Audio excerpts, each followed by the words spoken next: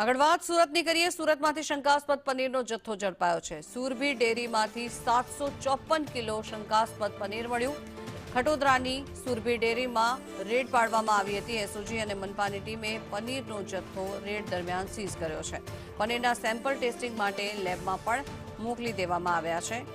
શંકાસ્પદ પનીરનો જથ્થો ઝડપાયો છે અને હવે તેની તપાસ હાથ ધરવામાં આવી રહી છે। લગભગ 754 કિલો જેટલો જથ્થો ઝડપી પાડવામાં આવ્યો છે, જે સીઝ કરાયો છે। વધુ માહિતી મેળવીએ। સંવાદદાતા મનીષ પરમાર આપણી સાથે જોડાયા છે। મનીષ, જે રીતે લોકોના સ્વાસ્થ્ય સાથે ચેડા થાય છે, કહેવાય છે કે પનીર સ્વાસ્થ્યવર્ધક હોય છે, પરંતુ જે રીતે ભેળસેળવાળું પનીર સામે આવી રહ્યું છે, લોકો માટે આ નુકસાન કરતા હોઈ શકે, શું કાર્યવાહી? જગના સુરત શહેરમાં બધું જ નકલી મળતું હોય છે, ત્યારે ખાદ્ય વસ્તુ પણ નકલી મળતી હોય છે। ત્યારે સુરતના ખતોદરા વિસ્તારમાં આવેલી આ સુરભી ડેરી છે, જ્યાં અંગારી મહાનગરપાલિકા અને એસઓજી ટીમ દ્વારા રેડ કરવામાં આવી હતી અને રેડ દરમિયાન શંકાસ્પદ 700 કિલોથી વધુ પનીરનો નકલી જથ્થો છે તે ઝડપી પાડવામાં આવ્યો છે। અત્યારે આપણે આ ઘટના સ્થળ પર જોઈ શકાય છે કે નકલી પનીર છે તે અહીં ગાડી જ બનતું હતું અને પોતાની હાથડી ચલાવી રહ્યા હતા। આ જોઈ શકાય છે કે કઈ રીતના આ નકલી પનીર છે તેનો જથ્થો છે તે સીઝ કરવામાં આવ્યો હતો।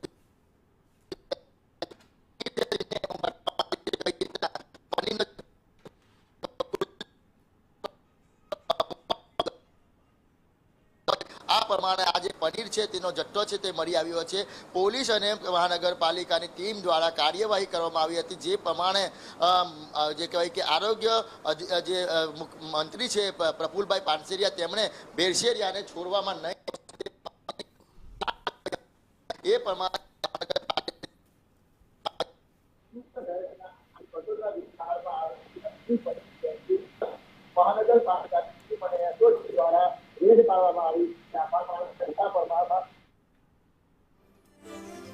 જી આભાર મનીષ સમગ્ર માહિતી